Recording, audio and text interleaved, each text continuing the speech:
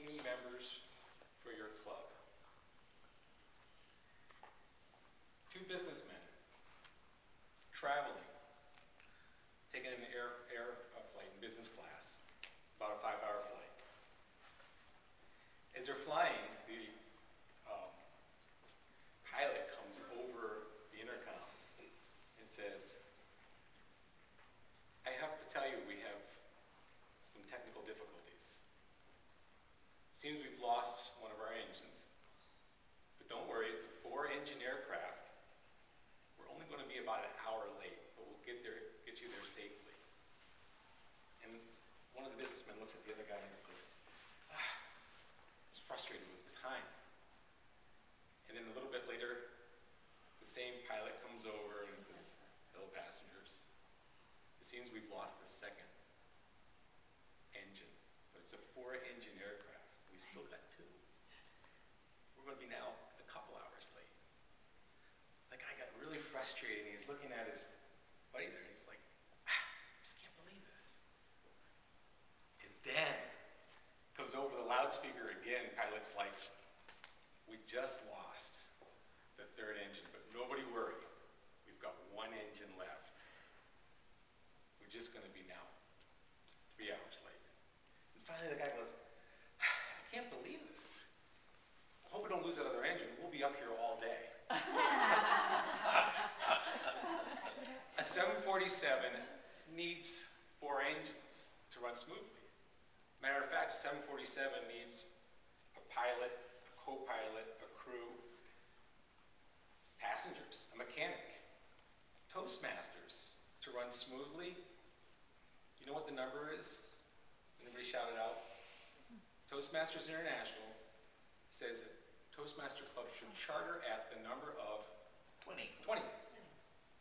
And to run smoothly, they should be at the number of 20. But guess what happens in the midst of running a Toastmasters Club? People may change jobs, they may move away, they may change their own life's priorities, they may become disinterested. For one reason or another, they may have achieved their goals in public speaking. For one reason or another, we may lose members going out one door, so we constantly need to bring in new members coming through the other door.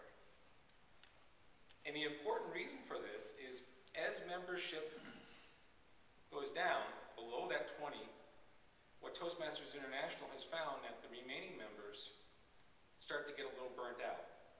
And especially when it comes to trying to fill officer seats and share responsibilities within a meeting. In order to have an effective program, 20 is the magic number, or beyond actually 20 is what they recommend. 20 is the minimum.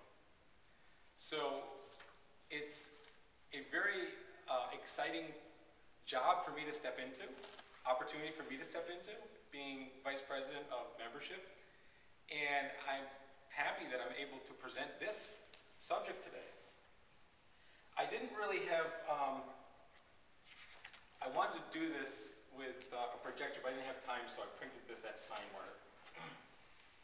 And new members provide. This is basically right out of their book. New ideas, of course, more minds, fresh minds, more ideas.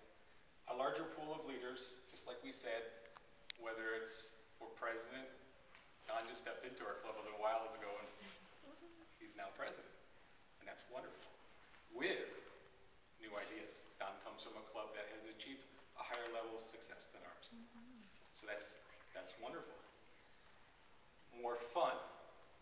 It seems that when it goes below the number 20, the fun goes out the window. So more fun with more members. And this one's very important too, because with more revenue, you can do more things. So with more dues coming in, there's more opportunity for club events and different club things. So whose responsibility is it to bring in these members? Mine.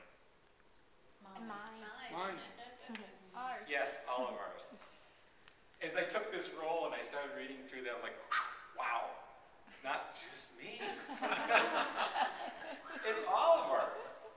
And it should be, because many people come to a Toastmasters meeting, they're invited because of a referral, or because of somebody said something. Kathy is one that spoke to me after church. So it's important to have the best information comes from you. And so whether it's a friend or a coworker or a relative, sharing your personal experience of Toastmasters is really the best brochure out there. Now there are several others. Can anybody guess what are the ways we can bring more members to a Toastmasters meeting?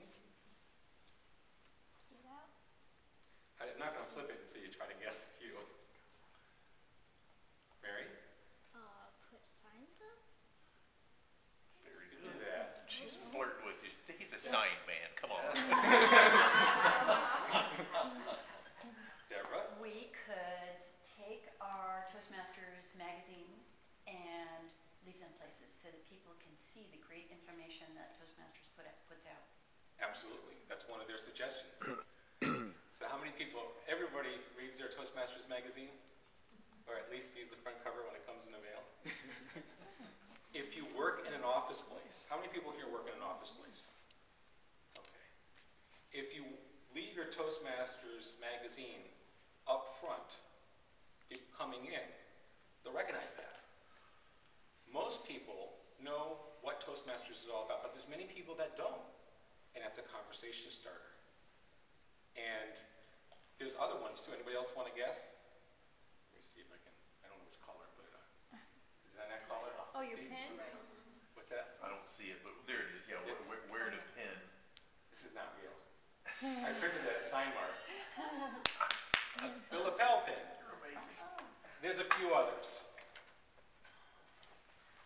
Obviously, like we said, talk to your friends and relatives and coworkers. That's the first and probably the most direct route. Wear your Toastmasters pin every day, and these things are $5. This one that I printed, of course, is free if you want one. But for a real one, they're $5. And I used to be a Rotary member, and when I wore my Rotary pin, I don't know how many people out shopping or places when they came into my business would ask me, "Oh, you're a Rotary member." So they recognize that. It's a conversation starter. The magazine, what Deborah said. Distribute brochures and flyers. Just before coming here, I went on the website and I found there's a lot of neat stuff that's already out there. And I'm sure you've already checked it out. It's something that would be worthwhile for us to print or even display on a bulletin board or various bulletin boards throughout the community. And you can custom tailor what's already up at Toastmasters with our own information, our own time, our own meeting, our own schedule. This last one is something that David knows a lot more about than I do, and I would probably would almost prefer that 5 minutes someday if David could speak about the benefits of having a Speechcraft program. But basically, Toastmasters suggests that to schedule one of these per year, and what a Speechcraft program will ultimately do is increase your membership. Okay? What do we do once guests arrive? Love them. Hug them. Free beer. You can hug 'em. Just say hi.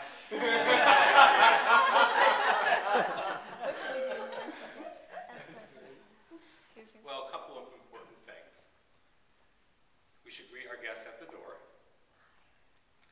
The person who invited them, especially, should sit next to them. And during the meeting, if there's any questions, answer those questions. And most importantly, what about when the meeting's over? Answer any question. Yes. That's very important at that moment. Because quite often, what Toastmasters experiences is people come to a meeting And in their mind, they're interested. But sometimes at the end of the meeting, it's human habit for us to mingle amongst ourselves, and the guest finds no attention, nobody's paying attention to the guest, and the guest just leaves. And then the third thing, or the fourth thing after that, is actually following up with the guests. Let's see if we've covered all of them. Greet the guests at the door. We covered that. Sit with a guest during the meeting. Speak with a guest afterwards. Coffee, tea, wine. I like coffee. Yeah. This is something that when I read that, I'm like, well, that's great, because if you bond with a person outside of the Toastmaster meeting, you can easily go over any questions that they may have, and maybe assess the goals they have, and see if our particular club can help them meet and achieve those goals. Follow-up is very important, and ask the guests to come again. Okay?